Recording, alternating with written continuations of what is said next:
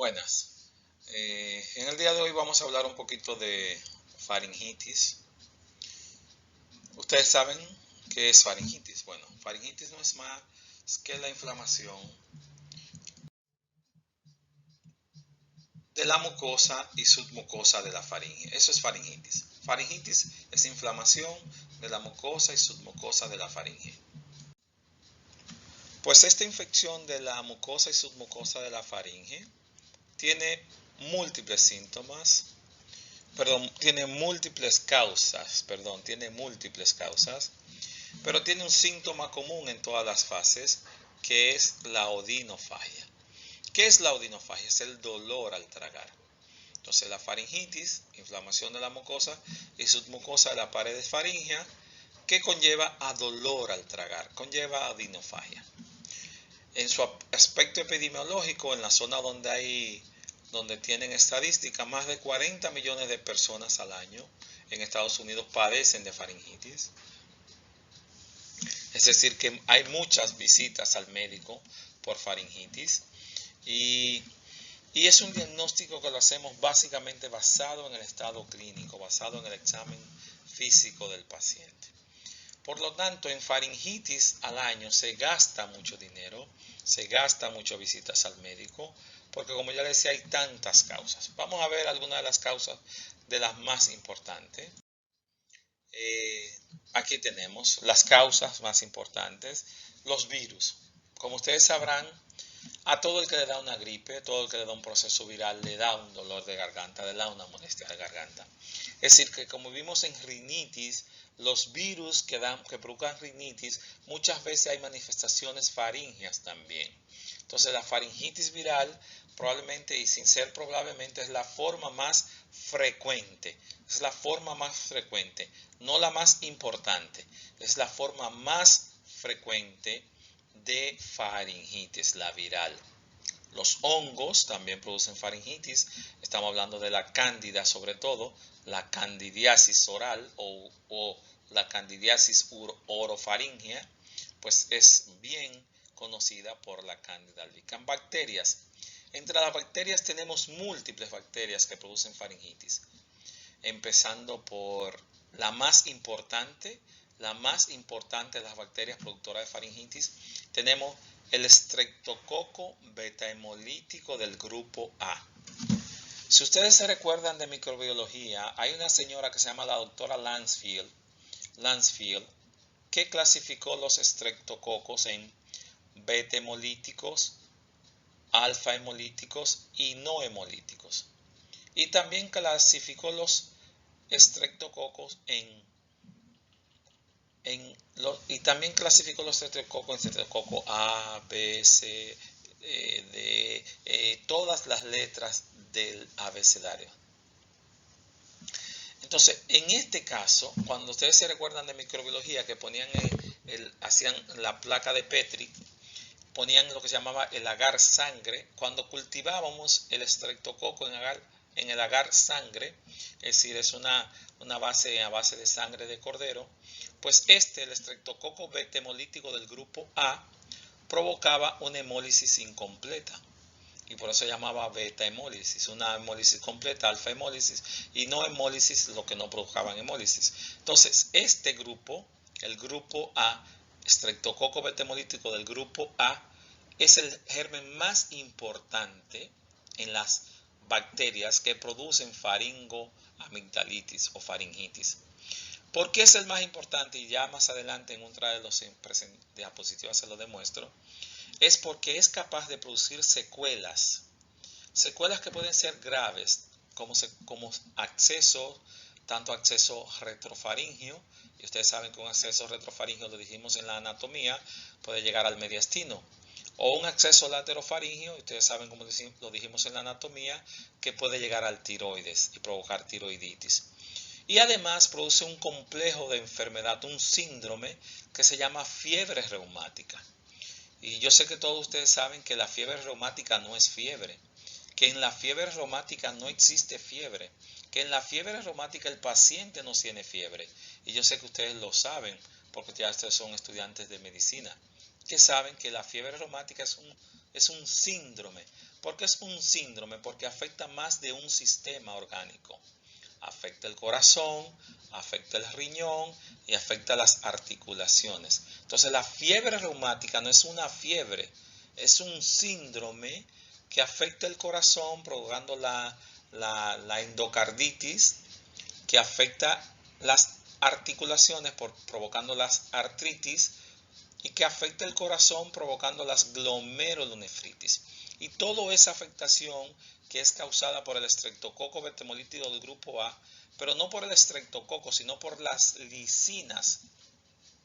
Porque este estreptococo betemolítico del grupo A, y esto es importante que lo sepan, este estreptococo betemolítico del grupo A produce unas lisinas. Lisinas son unas sustancias que destruyen, enzimáticas que lesionan los tejidos, y produce una lisina que se llama lisina streptolisina A, y produce una lisina que se llama streptolisina M, y eso lo vieron ustedes en microbiología, en infectología, en cardiología, en infecciosa, porque esto se lo debe dar el profesor de infecciosa, yo solamente le estoy recordándole que estas lisinas, tanto la streptolisina A como la streptolisina M, son las responsables de que el organismo provoque una reacción inmunológica, provocándose un daño a los tejidos cuando estas lisinas se ponen en contacto con los anticuerpos del organismo, que trata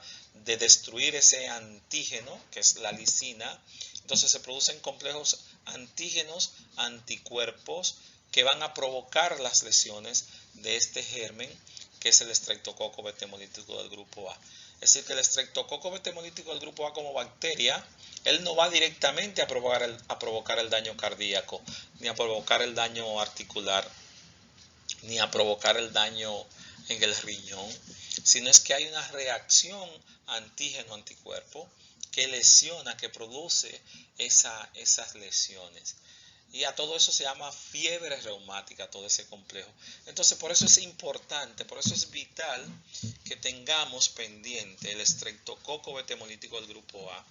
Todos ustedes han escuchado esta palabra, el azo. Le hicieron un azo. Tiene el azo alto.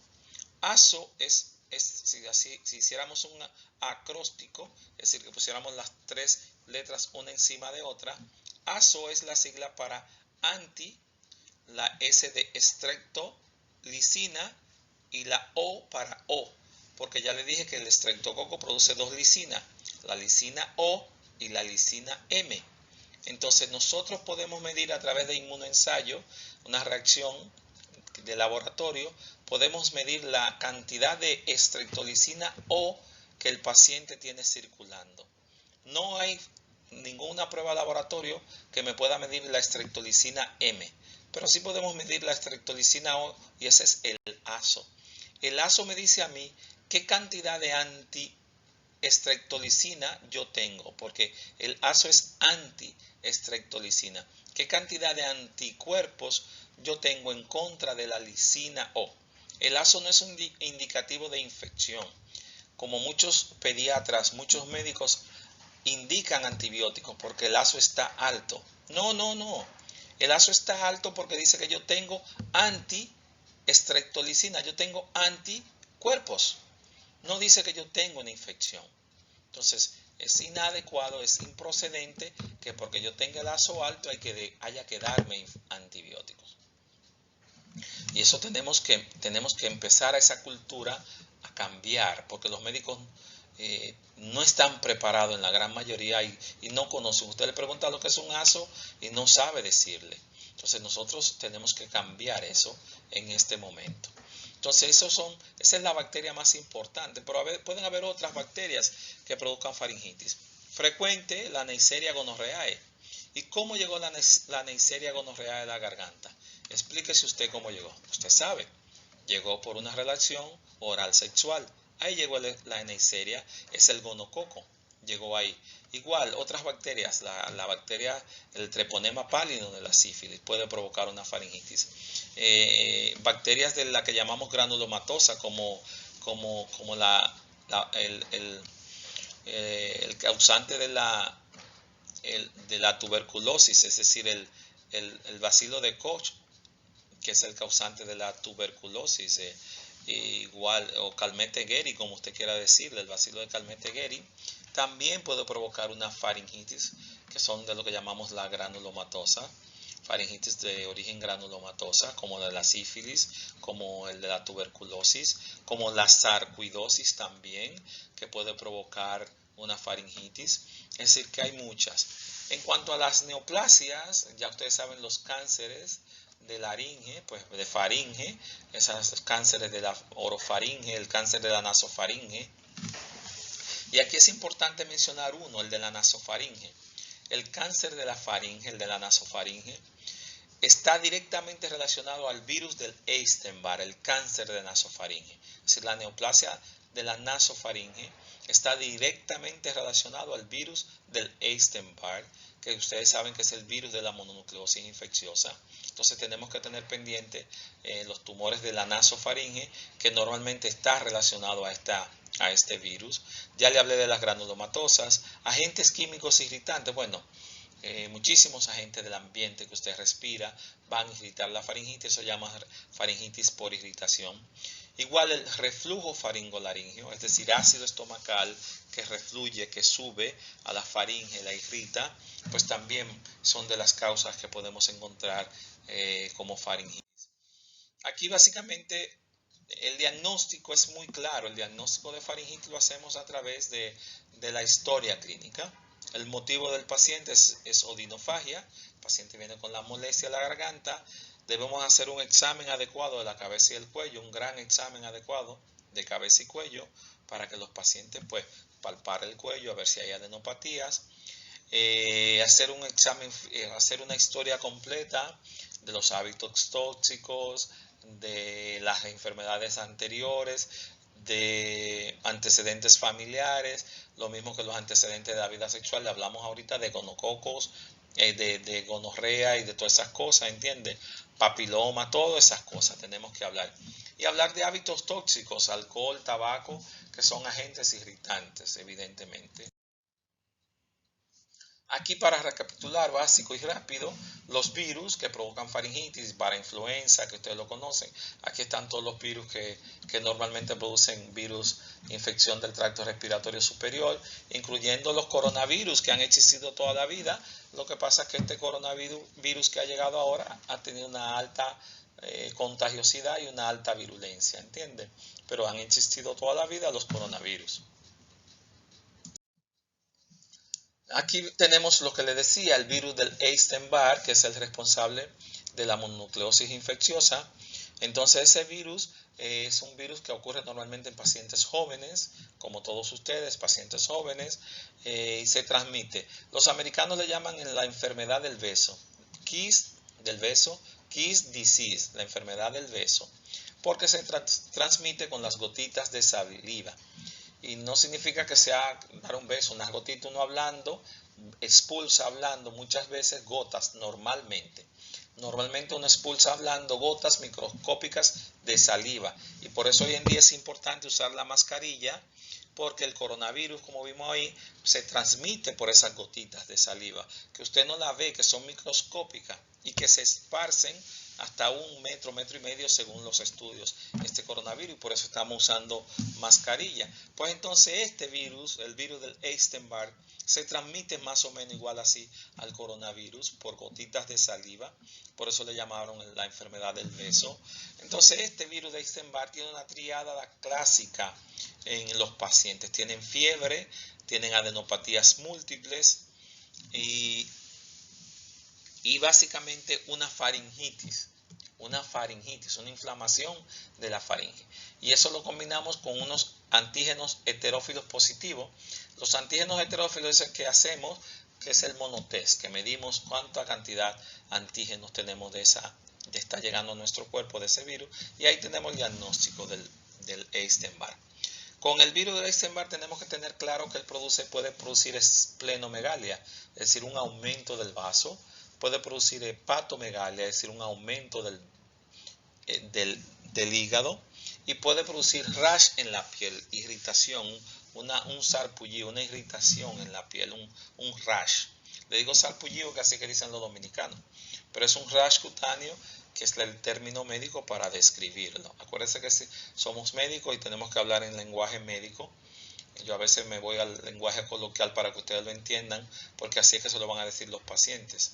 Pero eso es básicamente importante. Con el Epstein-Barr, es una enfermedad que da fiebre alta, que los pacientes le dan múltiples adenopatías en el cuello, adenopatías inguinales, adenopatías axilares, y tenemos que tener pendiente en ese sentido con esto.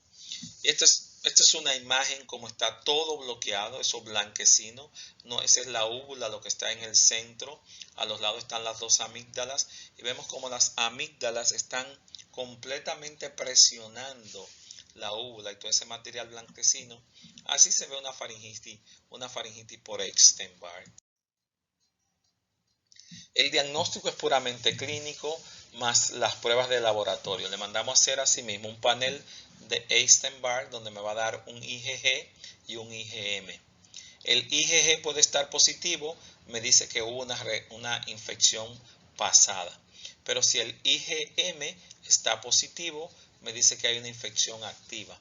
Pero también podemos medir los antígenos con el monotest. Si el monotest está positivo, pues entonces tiene una enfermedad por Epstein-Barr. El tratamiento básicamente es sintomático. Tratamos los síntomas de los pacientes y reposo. Reposo porque evitar los deportes contacto físico, porque como el vaso está grande, el hígado está grande, con un golpecito que le dé, pues pueden fracturar el hígado, fracturar el vaso y ser una emergencia médica. Entonces, sobre todo reposo, y en los casos muy severos le podemos poner pues esteroide. Otro virus importante que yo quiero que ustedes conozcan es el virus del herpes simple. Este es otro virus importante que yo quiero que ustedes conozcan, porque en gran por ciento de las veces lo pasan desapercibido. La gran mayoría de médicos especialistas de todo tipo, incluyendo algunos otorrinolaringólogos, pasan por alto este virus. Es el virus del herpes simple, que produce lo que se llama una gingivo-estomatitis herpética. ¿Y qué es esto? Gingivo habla de encía, estomatitis habla de la boca herpética, es decir, son múltiples ulceraciones en la cavidad oral, en la encía y en la faringe, ocasionada por el virus del herpes simple tipo 1, tipo 2. ¿Y qué va a tener este paciente? Este va a tener múltiples ulceraciones. Todo el que tiene una ulceracióncita en la cavidad oral, en la boca, lo primero que le dicen, eso es falta de vitamina C. Tiene un afta, eso es falta de vitamina C, dicen los dominicanos. Y compran un frasquito de una cosa que se llama Cevión, que lo echan en agua, que es efervescente, y se lo toman. No. Eso no es falta de vitamina C. Eso es un virus, que se llama el virus del herpes simple, que frecuentemente le da a estas infecciones y que viene en brotes, sobre todo en mujeres, en la época donde la menstruación, en los hombres, cuando están muy estresados, y aparecen esas múltiples ulceraciones en la cavidad oral que produce fiebre, que puede provocar adenopatías pequeñas en el cuello, aumento de los ganglios en el cuello, y entonces estamos al frente de esta enfermedad. ¿Cómo hacer un diagnóstico? Clínicamente, y podemos hacer la prueba de anticuerpos, es decir, podemos mandar a medir el virus del herpes simple 1 y 2, IgG, IgM, y va a venir esa prueba. Y eso frecuentemente lo vemos, a cada instante lo vemos. El tratamiento de esta enfermedad, pues sintomático. Le damos antiinflamatorios, le damos analgésico para controlar el dolor, y en las etapas muy severas le damos esteroide a los pacientes para bajar el nivel de inflamación. Es importante que recuerden esta enfermedad, porque muchas veces le van a dar ustedes antibiótico a un paciente que no lo necesita. Entonces tenemos que pensar en esto. Son múltiples ulceraciones en la cavidad oral, en la cavidad faríngea, en los labios, en la encía, en el piso, en el techo de la cavidad oral, en las amígdalas, múltiples úlceras, lo que le llamamos afta, y tenemos que tenerla pendiente. Es frecuente en personas jóvenes, niños, adolescentes, personas adultos jóvenes, y es bien frecuente este virus.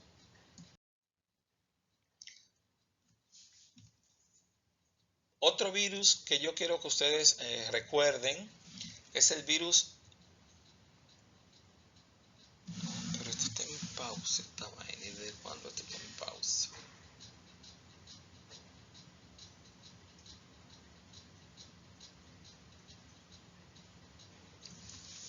Perdón, no estaba en pausa. Es el virus del sarampión. Oye, esto se va a quedar así, yo no lo voy a editar. Yo dije, pero esto está en pausa. ¿Desde cuándo está en pausa? No, yo no lo voy a editar. Es que yo pensé que estaba en pausa y me eché para atrás y dije, DH, ¿desde cuándo esto está en pausa? No lo voy a editar.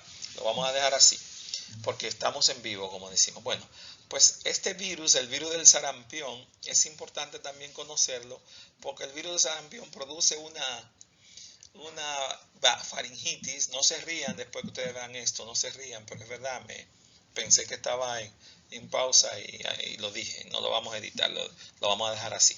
Entonces el virus del sarampión, espontáneamente lo vamos a seguir dejando así. El virus del sarampión pues produce una faringitis.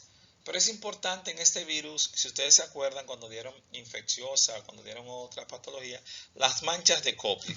Y en esta foto, por delante del baja lengua, lo que estamos viendo son las manchas de Koplik, que son pactoneumónicas del virus del sarampión.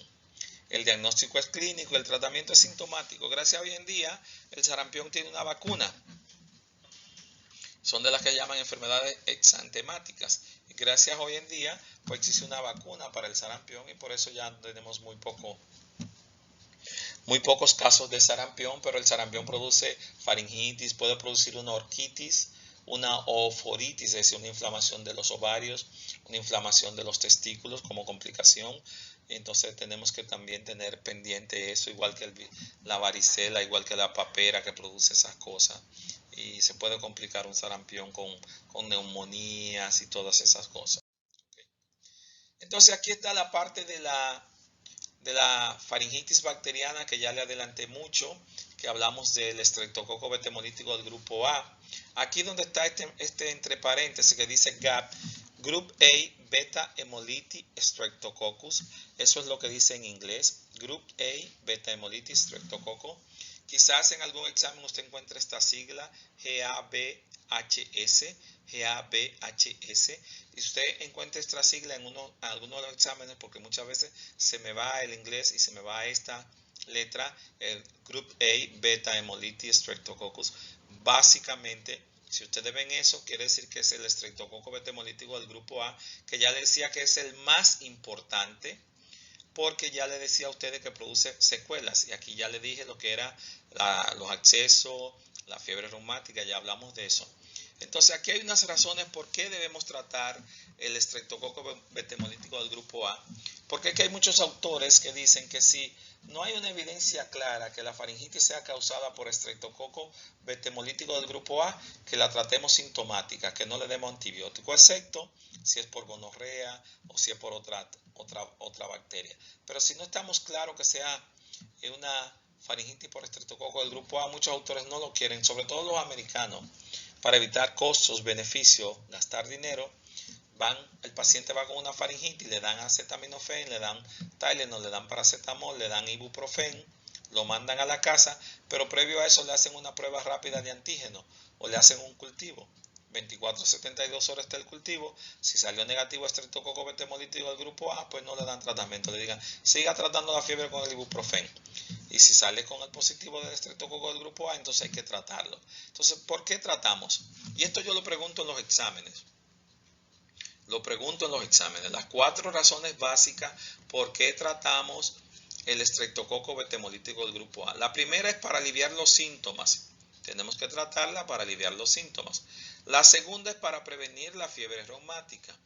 La tercera es para prevenir los abscesos, que ya le decía. Y la cuarta es para prevenir que esta enfermedad se perpetúe en la comunidad.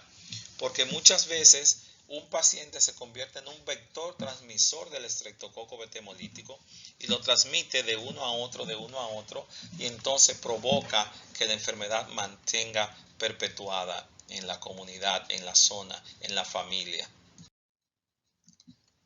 Ya esto lo vimos, que el diagnóstico es puramente clínico, y decimos que todo paciente que tiene un faringitis con exudado blanquecino y tiene fiebre de más de 39 grados y tiene adenopatías en el cuello anterior o lateral palpables que miden más de 2 centímetros, el diagnóstico es faringitis bacteriana aguda por estreptococo betemolítico del grupo A. Es importante esto, yo lo pregunto en los exámenes. 39 grados de fiebre, faringitis con exudado blanquecino, adenopatías anterior en el cuello o lateral de más de 2 centímetros, el diagnóstico no puede ser otro que faringitis bacteriana por estreptococo betemolítico del grupo A. Esa es la respuesta correcta. Faringitis bacteriana por estreptococo betemolítico del grupo A. Y yo lo pregunto en los exámenes eso, porque es importante que usted como médico lo recuerde para no pasar por alto tratar a un paciente con esto, porque si no lo trata, ya vieron los riesgos que pueden ocurrir. Le podemos hacer prueba de laboratorio, podemos hacer la prueba rápida de antígeno para detectar que existe un hisopado de la faringe para detectar los antígenos, un hemograma, una aritosegmentación, todo lo que usted quiera le puede hacer al paciente. Pero recuérdese que es clínico, la clínica es lo más importante y es examen físico. El tratamiento de la faringitis bacteriana aguda, pues evidentemente que es derivados penicilínicos. Darle analgésico al paciente y preferimos penicilínico oral. Eso de estar inyectando a los pacientes cada 21 días, poniéndole un 633, eso no sirve. Poniéndole una benzetacil cada 21 días, eso no sirve. Eso es cultura dominicana mal adecuada, mal usada. No sirve. Usted trata la infección aguda. Usted no previene poniendo cada 21 días. Eso es lo único que maltrata a los niños. Eso es lo único que hace que los niños le cojan temor al médico. Porque no existe ningún libro donde dice que usted tiene que indicar 21 días, cada 21 días una inyección por 6 meses para evitar una fiebre reumática. Eso es mentira. Ningún libro lo dice. Entonces nosotros tratamos la fase aguda. Lo ideal es la vía oral. Pero si el paciente por una razón que está tan inflamado, mucha fiebre, mucho dolor, no tolera la vía oral, pues entonces le damos derivado penicilínico, ya sea endovenoso o intramuscular. Y evidentemente analgésicos.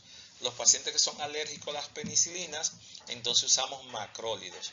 Le damos los macrólidos, ustedes saben cuáles son los macrólidos, que yo no tengo que abundar en ese sentido. Aquí ya hablamos de esto, ya yo le dije que otras bacterias pueden provocar pues faringitis y ahí hay algunas de ellas. Importante la difteria, el Corynebacterium diphtheriae. El Corynebacterium diphtheriae, que gracias a Dios pues es una enfermedad que básicamente está abolida por las vacunaciones, pero de vez en cuando aparecen de nuestros vecinos de la otra frontera y aquí, pero sobre todo en la otra frontera aparecen casos de difteria y aquí también local, de contaminación local, pero es importante porque la difteria tiene una alta tasa de mortalidad porque produce lo que se llama una faringitis pseudomembranosa. Se produce una membrana que cubre toda la faringe, bloqueando las vías aéreas, lo que hace que el paciente tenga un problema de asfixia. Produce adenopatías gigantes en el cuello, que produce presión y produce lo que se llama el bull neck, es decir, cuello en toro. Se le pone el cuello grande a los pacientes por el aumento de las adenopatías y esas adenopatías producen presión externa de las vías aéreas, lo que conlleva a obstrucción y muerte por asfixia. Entonces es importante conocer que la difteria sí aparece y que estos pacientes tenemos que tratarlos con suero antidiftérico en altas dosis para controlarlo. Aquí vemos otra forma de faringitis, pues la candidiasis, la forma fúngica, que es la que llamamos candidiasis oral, o básicamente la Candida albicans. El diagnóstico es típico, el paciente va a tener dolor, irritación, sensación de picazón y esas manchas blanquecinas, esas placas blanquecinas que usted ve ahí en la imagen, cuando usted las remueve deja una base sangrante y sangran. Es bastante preocupante, ocurre normalmente en pacientes inmunocomprometidos y entonces tenemos que darle antifúngico a estos pacientes, antifúngico para mejorar su condición. Pues básicamente esta es la parte de faringitis que yo quería que ustedes conocieran. Recordar que existe lo que se llama faringitis crónica. Es decir, que los pacientes pueden hacer una faringitis crónica. Significa que mejoran y cada 2 o 3 meses hacen recurrencia de la enfermedad. Estos pacientes que hacen faringitis crónica, ya no aguda, sino crónica, tenemos que básicamente mirar el entorno. No vaya a ser que haya lo que se llama un portador sano, lo que veíamos ahorita de por qué lo tratamos. Es decir, que haya un portador sano, que sea la mamá, que sea el papá, que sea la nana que lo cuida, que le está llevando el estreptococo. Es decir, los niños que recurrentemente hacen infecciones, entonces ya decimos que es una faringitis crónica. Y muchos de estos pacientes que hacen faringitis crónica, que hacen recurrencia, van a necesitar cirugía. Van a necesitar que hagamos una cirugía, que hagamos una adenoidectomía, que hagamos una amigdalectomía. Y ahí vienen las indicaciones quirúrgicas de adenoamigdalectomía. ¿Qué son las adenoides? Son las que llamamos amígdalas faríngeas. Los pacientes que tienen adenoiditis, es decir, que tienen una inflamación de las adenoides, básicamente van a tener una tríada clásica. Los pacientes van a respirar por la boca, van a tener una rinorrea constante y van a tener una hiponasalidad, es decir, que van a tener una voz nasal, una voz fañosa. Y además van a roncar, van a tener ronquido esos niños, producto de la obstrucción por las adenoides. Los pacientes que hacen faringitis crónica, pues normalmente van a tener dificultad para deglutir, van a hacer disfagia, porque al crecer tanto las amígdalas no permite que el niño degluta adecuadamente. Entonces son niños que hacen muchas arcadas al comer. Entonces esos niños que hacen infecciones recurrentes y que hacen adenoiditis recurrente, pues usualmente tenemos que llevarlo a cirugía para hacerle cirugía de amígdalas y adenoides. Entonces las indicaciones están muy claras. Todo paciente que hace más de 5 episodios en un año de faringoamigdalitis estreptocócica debe ser operado. Todo niño que hace más de 2 episodios por 3 años consecutivos, 2 episodios al año por 3 años consecutivos debe ser operado.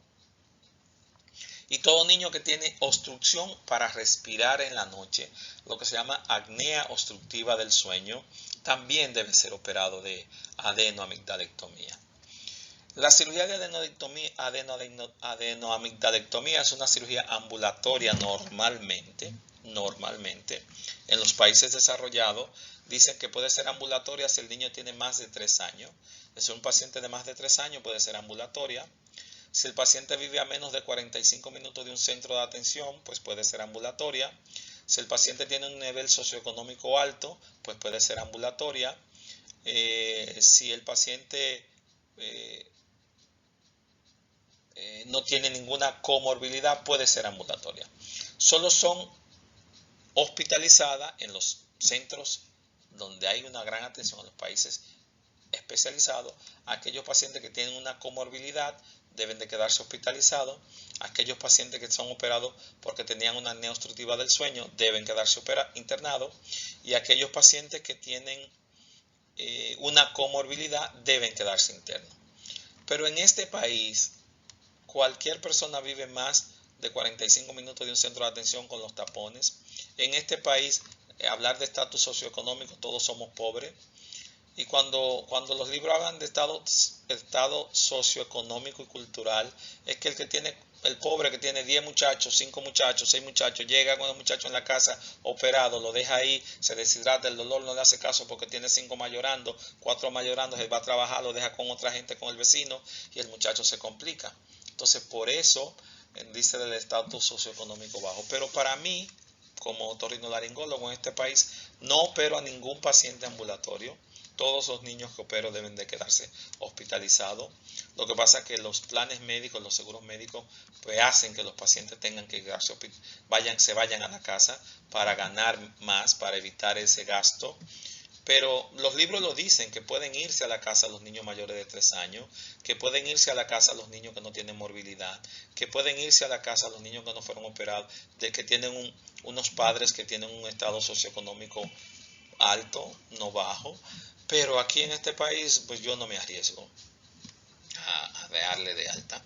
Entonces, Este es un procedimiento sencillo, entre comillas, que conlleva pocas complicaciones.